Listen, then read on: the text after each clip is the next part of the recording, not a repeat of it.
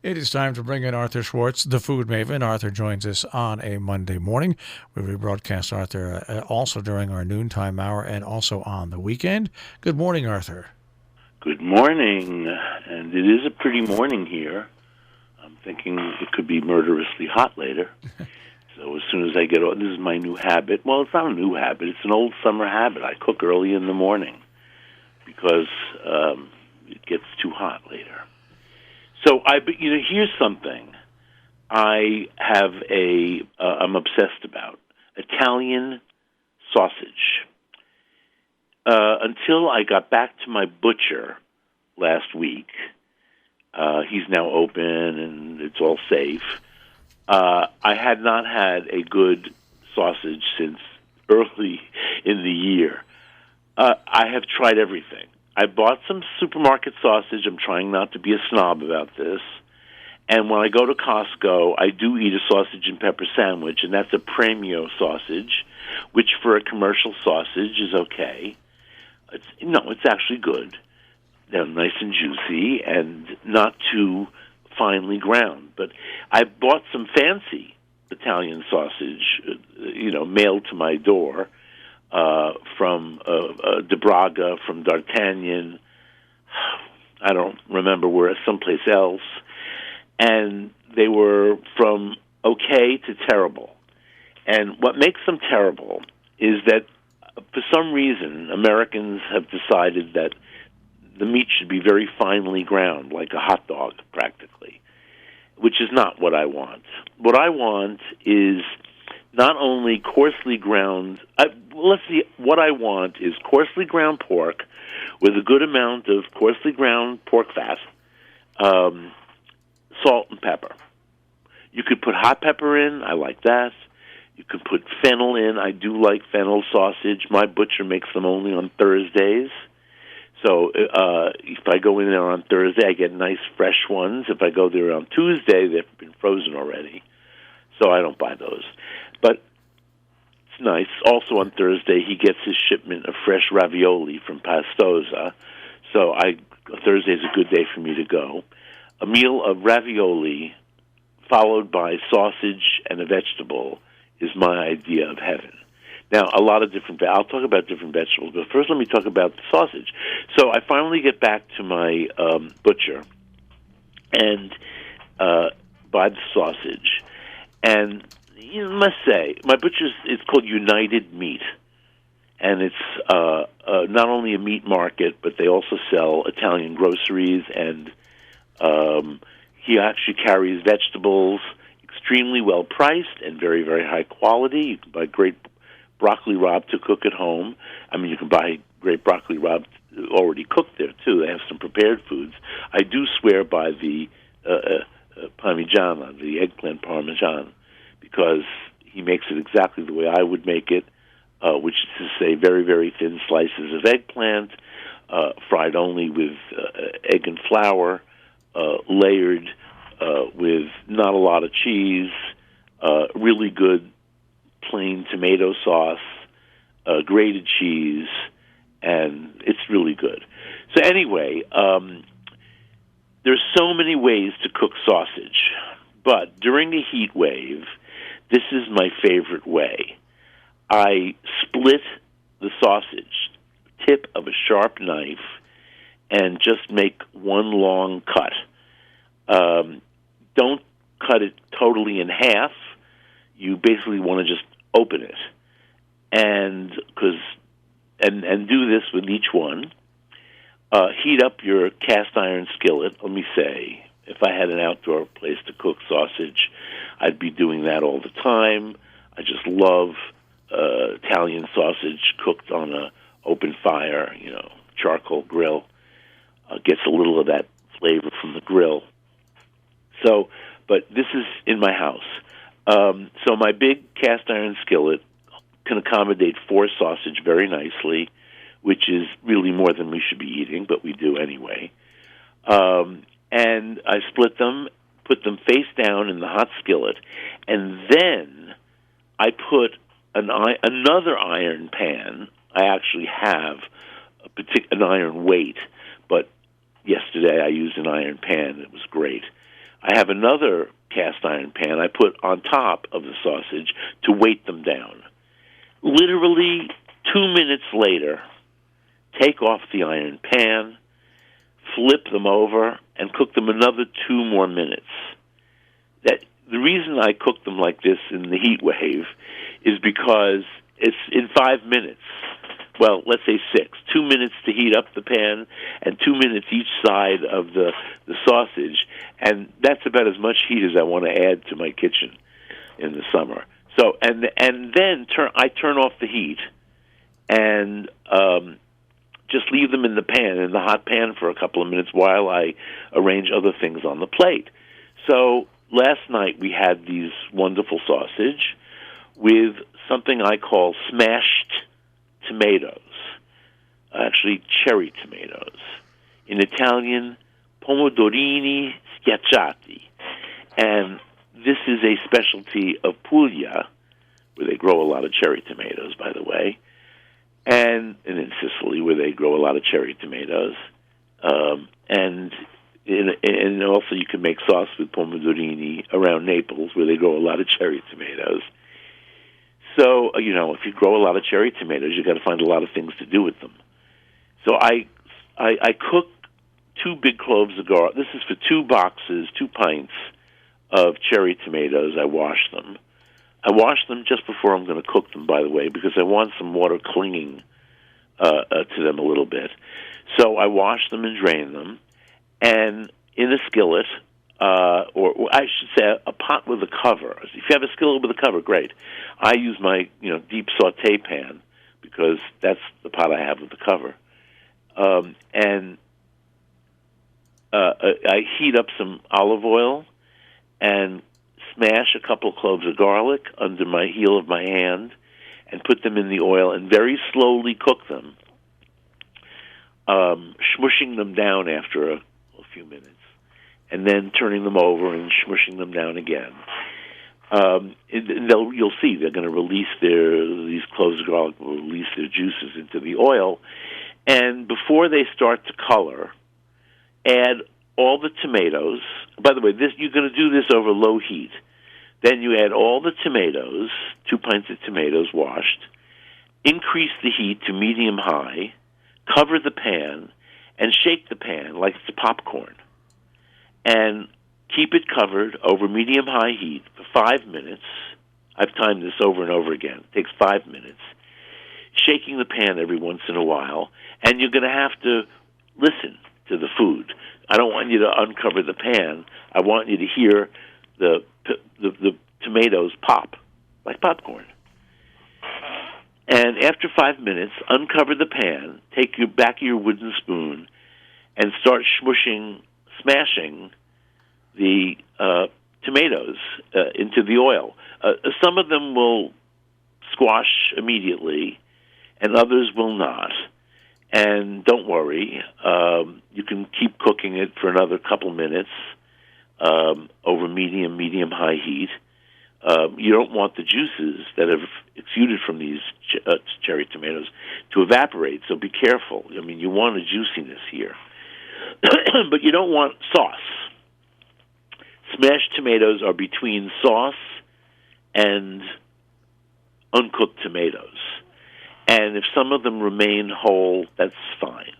I'm using this as a side dish to my grilled sausage.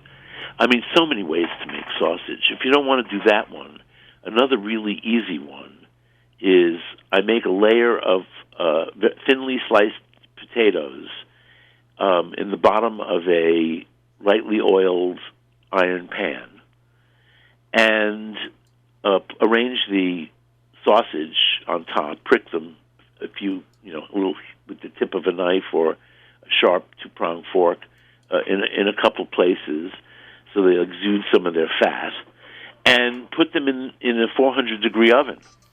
And shouldn't take more than a half hour. You're going to want to flip over the potatoes halfway through. I mean, the sausage halfway through.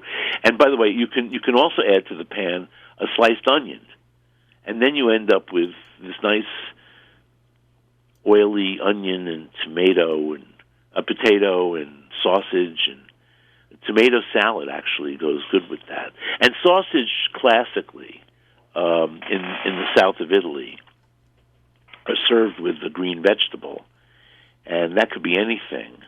I dared last night to eat asparagus. I got these really nice asparagus grown in Canada. Never had Canadian asparagus before. Unlike a lot of asparagus these days, I smelled the asparagus exiting from, so there's something about these, and they tasted like old-fashioned asparagus. So I'm gonna go. I bought them at Whole Foods at a really good price too. So I may go back today to Whole Foods, which is super well organized around here. I hear your supermarket has really good sausage. Yes, absolutely.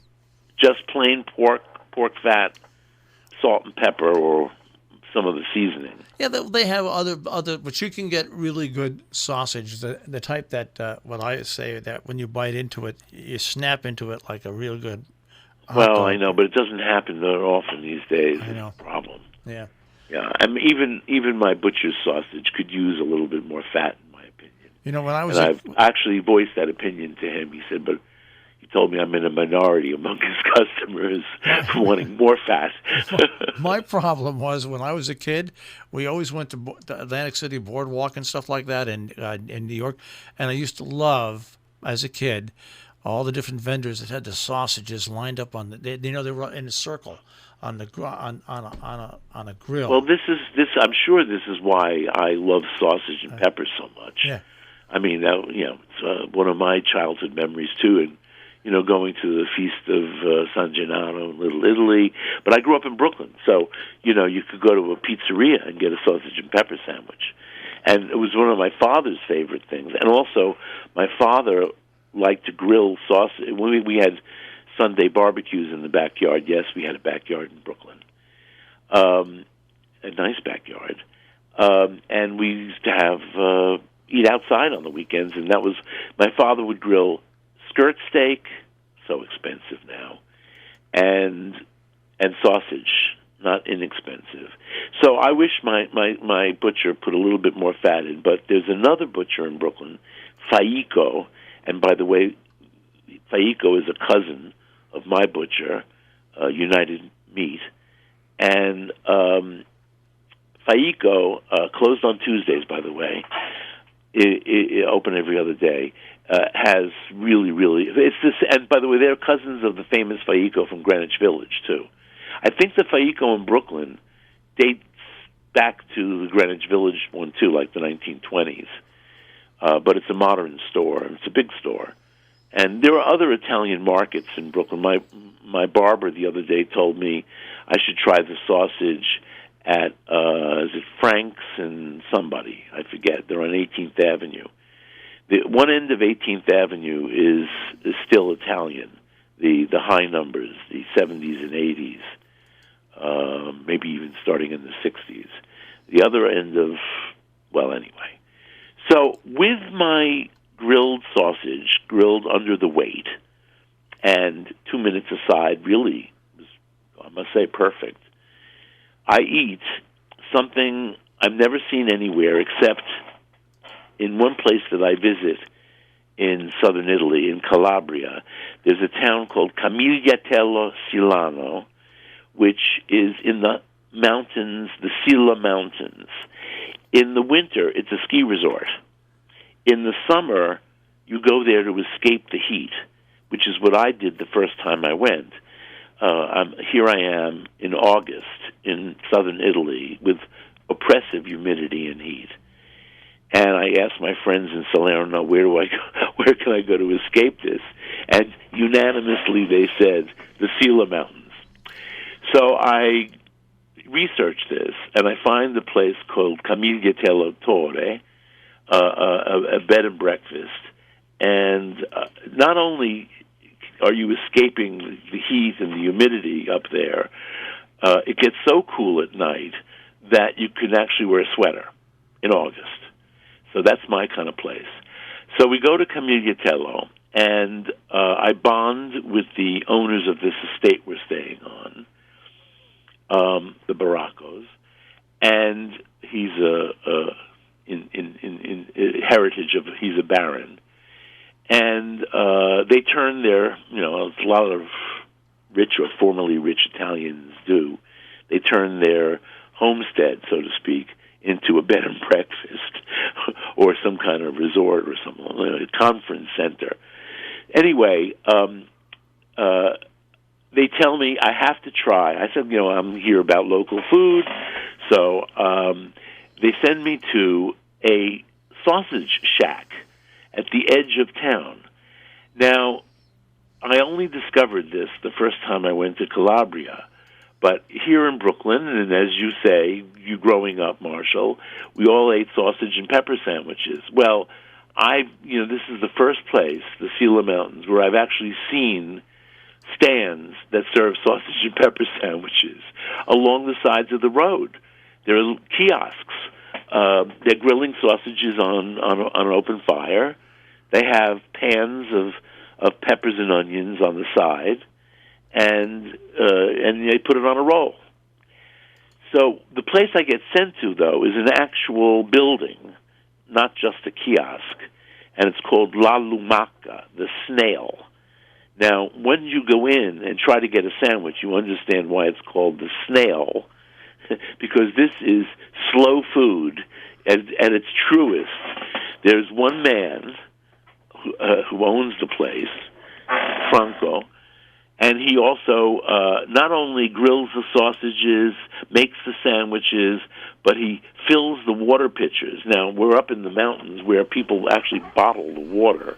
I mean, there are mineral water bottling plants not far away. And this same water, he just pours out of the tap, and he fills pitchers. So he does everything. So, it takes time to get a sandwich. And you're not allowed to yell. Even though it is chaos by this window into his kitchen where you have to move up, give your order, and get your order. But if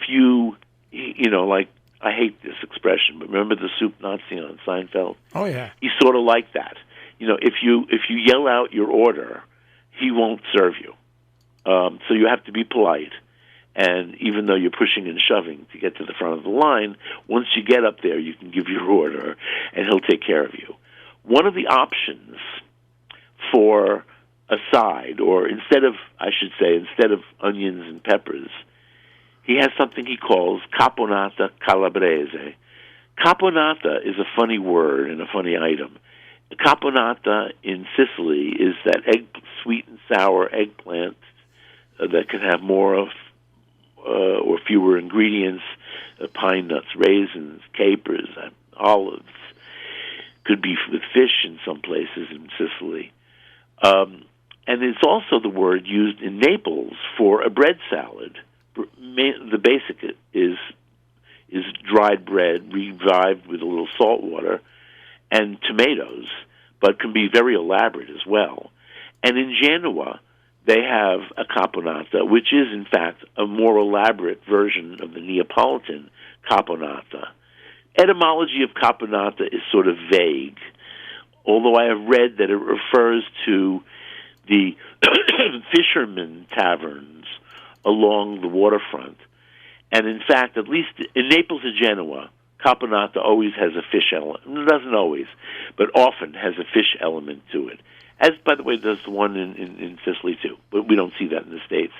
Anyway, this caponata is sautéed onion, hot peppers, because the calabrese, if you ask somebody who is not calabrese, what's calabrese food, they'll tell you hot peppers.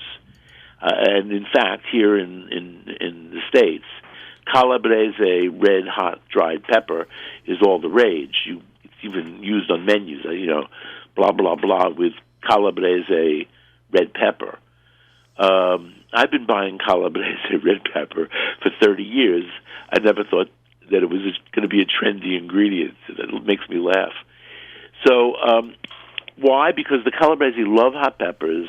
They grow a lot of hot peppers of various kinds. In this case, it's a long green pepper. Now, years ago, this recipe I do believe is in Southern Italian Table, but I've slightly altered it, only in the sense that long green peppers are not. There are so many different long green peppers nowadays that it's just to say long green peppers is not enough. The other day I went to the store and I bought long green peppers, and when I got my receipt at the end, they were marked Cubanelle. And in fact, they are. My supermarket was correct. They are Cubanelle. Now, Cubanelle is a kind of long green horn-shaped pepper that we sometimes call Italian frying peppers. They're rarely hot. I mean, they may not be quite as sweet as a sweet red pepper, but they're sweet peppers. And they're sweeter than green bell peppers, too. So my caponata came out very nice. Mr. Harned loved it because he doesn't like hot pepper. But I'm determined to get it right. So I went yesterday to another supermarket where they actually label their peppers clearly. And I've since discovered that what I really want, if I'm going to make this dish here in Brooklyn, is an Anaheim pepper. So the recipe is very simple. About 12 ounces of onion. That could be like 2 medium onions, 3 little onions, sliced. I would say another 12 ounces of Anaheim pepper. That could be like 3 medium-ish peppers, I don't know, something like that. Maybe 4, maybe 2 large ones. And sometimes they're pretty big. And a small eggplant, a pound and a quarter. 3 or 4 tablespoons of olive oil. Saute the onion for 5 minutes, flipping it around in the oil until it starts wilting. Add the peppers, which you have washed, seeded, and cut. I cut mine into like 3-inch long pieces, maybe a half-inch wide. You could also cut them into rings if you like. You could cut them into squares. You can cut them any which way you want, whatever you can have fun doing. And after 5 minutes with the onion in the oil, add the peppers, cook that another 5 minutes, and be careful, adjust your heat so that the onions don't brown yet. You don't want them really to brown at all, but if they get a little tinged, is okay. But there's more frying to do, and they're going to stay in the pan until the end. So right now, don't let them get brown. And after a few minutes mixed with the peppers, push the mixture aside in the eggplant, cut into half-inch slices, crosswise, round slices, and then count the rounds down into, let's say each slice is not a very big eggplant, so each cutting it the other way so that you're going to end up with like bars of eggplant, not peeled, by the way. No need to peel the eggplant. In fact, I prefer it not peeled. You want to cut them into thirds. So you're going to end up with bars of eggplant. So push aside your pepper and onion, put in about a third of the eggplant. Now you can take some of the pepper and onion and put it on top of the eggplant, and do this around the pan until you've got all the eggplant in the pan. It'll start cooking immediately. Of course, you're going to have salted this at some point, and now it doesn't hurt.